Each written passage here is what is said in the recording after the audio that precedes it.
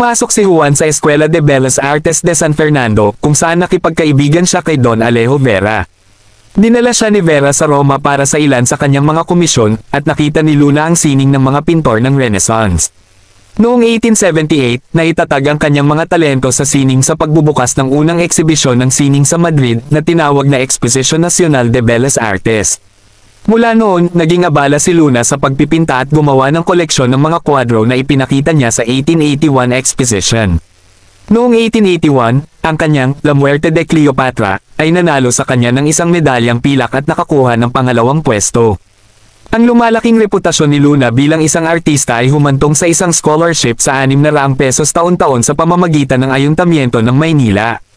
Ang kondisyon ay obligado siyang bumuo ng isang pagpipinta na nakakuha ng kakanyahan ng kasaysayan ng Pilipinas, na pagkatapos ay magiging pag-aari ng Ayuntamiento.